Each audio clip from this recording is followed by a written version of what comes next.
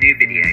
It would seem that everybody's doing Guardians of the Galaxy cosplay these days, which is fantastic, but sometimes it means it can be hard for your costume you've worked really hard on to stand out from the crowd.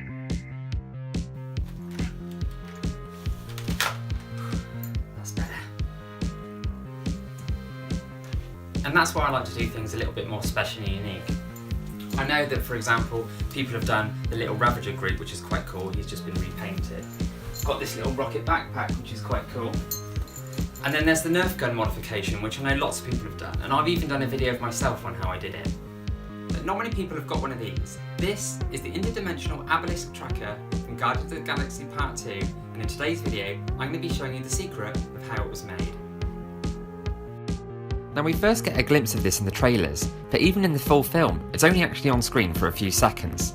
Now despite that, I thought it was incredibly cool and I really wanted to make one myself. Now we're supposed to believe that either Star-Lord or perhaps Rocket has created this device by modifying something that Peter probably had on his possession in his backpack when he was taken from Earth by Yondu.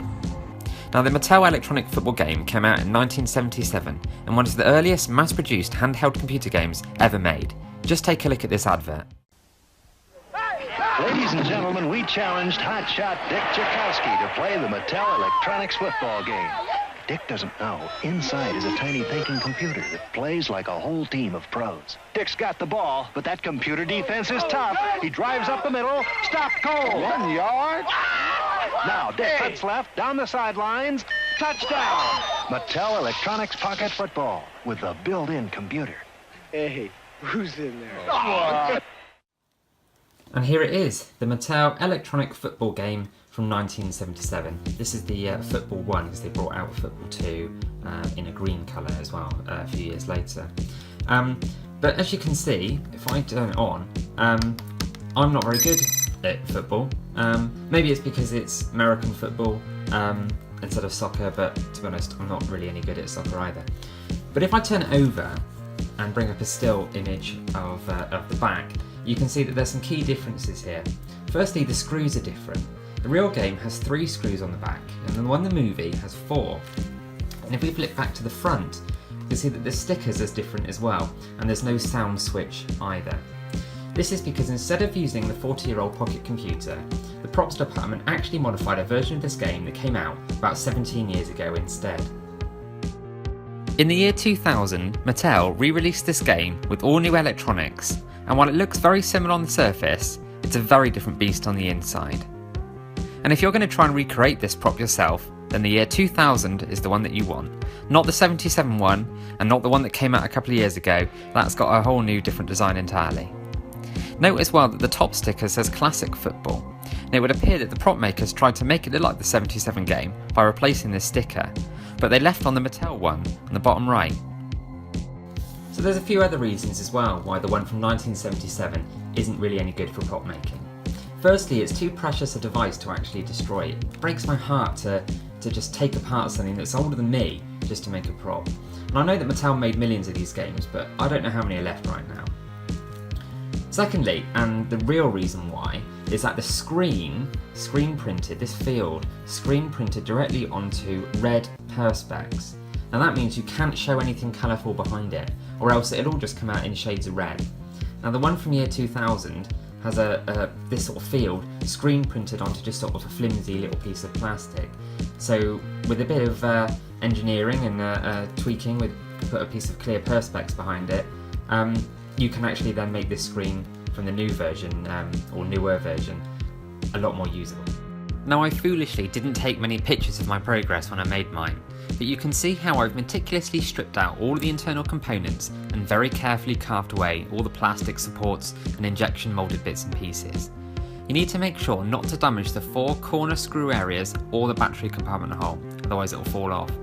I used a combination of sharp knives and a rotary tool, and I got a plastic seller on eBay to laser cut me a piece of clear perspex to protect that flimsy field screen I talked about earlier. This test footage shows the cover just placed over the device I used for the looping video, so you're starting to get an idea now of what it's going to look like. You'll also need to cut out the left button pad section so you can add the greeblies and expose some of the circuitry decoration. So there's only actually a couple of parts that you need to replicate this prop. You need a replacement Mattel electronic sticker for the top. You need a Dale RH25 wire-wound resistor or something similar, and a miniature brass barrel hinge. Now, to make it easier for you, there's some people on Etsy and eBay who actually sell the bits and pieces together as a kit. I'll put some links to them in the description. So the hard part was the fitting of the resistor and circuit board. Firstly, I cut off the thin metal arms of the resistor. At first I thought I would have to drill out the ceramic core of it in order to fit the barrel hinge, but in the end it was easier just to cut the hinge a bit shorter. Just be a bit careful not to go too short or else it'll all fall apart. I then used some epoxy resin to connect them together. The circuit board was some of the original game computer which I cut down to size. The resistor actually bolts through a hole which I drilled into the circuit board and is then tightened all together to keep it nice and snug. So the video itself actually runs on an old Samsung Galaxy S3 phone. Now you could probably use any Android phone. I'm not sure if an iPhone will fit into the shell of the case, but I know that the Samsung Galaxy S3 does. And it runs on full screen and on loop. And if I just close it, use an app called VLC because it gives you the extra controls, and a gravity screen, which allows me then to turn the screen off when the device is upside down, and it will come on again when the phone is upright. This makes the battery last a lot longer than it would if it was just sort of on a loop normally. The looping video is a slightly modified version of the one that's available on the Replica prop forum by a user called Kelvington. I simply added a little bit of glow as well as a VHS glitch effect which makes it wobble and warp a little bit. I've no idea if this is screen accurate, but I thought it was pretty cool, so that's why I added it to my one. So the final step then is just to add a little bit of foam or sponge to keep the phone securely into place, and then a bit of weathering. Once you've done a bit of weathering, just a little bit of black watered down acrylic, there you go.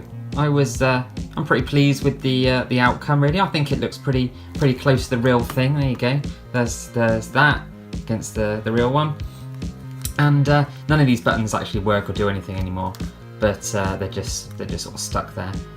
But I was pretty impressed with it, and I think I've been to a couple of cosplay things and people have been really impressed with this prop, and I hope that you can use what I've talked about in this video to make one for yourself. So thanks for watching, and until next time, be good, or bad, or a bit of both. Bye bye.